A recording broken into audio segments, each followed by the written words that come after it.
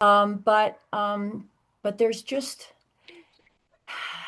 a way to officiate, and probably the hardest thing is teaching responding skills. I mean, everybody wants the pat answer to tell coach, when they start barking at you. Everybody wants the right thing to say, and yet what you say may not work for me. What Yeah. I say may not work for you, and yet they want it in clinics all the time. Just give us the answers, and it's just not there. It's Wow. not experience and practice get you Yep, there, yep, right? I mean, yep. And that's sensibility. You just have to have common sense. So, Oof. yeah, okay, You, you, here goes the no, barkers now.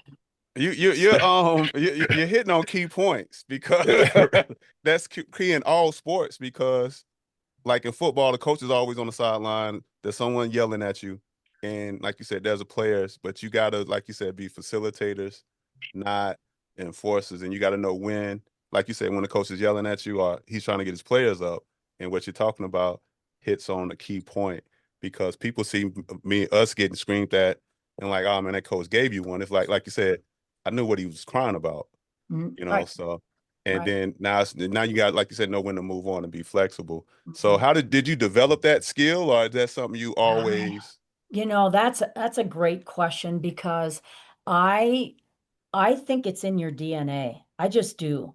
I think that you can teach certain, um, let's say, verbal judo or ways to communicate with coaches that are hot and irrational, don't know the rules, or they're just trying to get the edge. The thing that drives me most nuts is when a coach is trying to get in the head of an official. So, you know the type. You know the type that wants to come up and Mhm. just kind of schmooze you and just kind of they're putting you on notice for the next call. That's what it is. Yeah, They want to make Right. sure anything close has got to go toward me.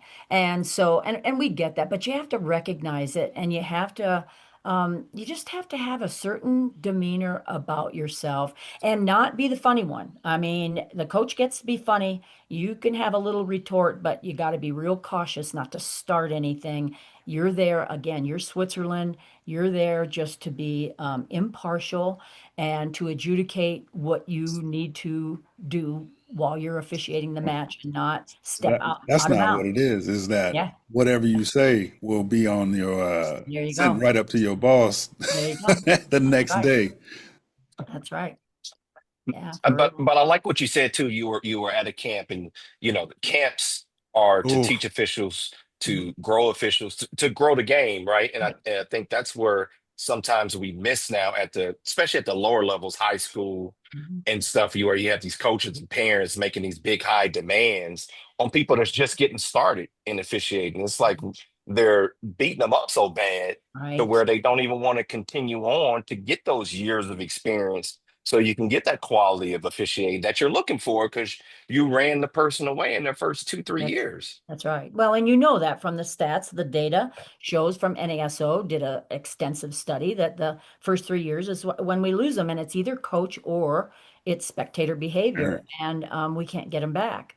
So I have another hat that I wear, and it's during club season for girls, let's say age group 10 to 17, 18, or whatever. But as I go to these qualifying tournaments, the role is an arbitrator, which is primo word. And so it used to be ethics and eligibility, and now it boils down to my taking care of poopy parents. That's just what it is.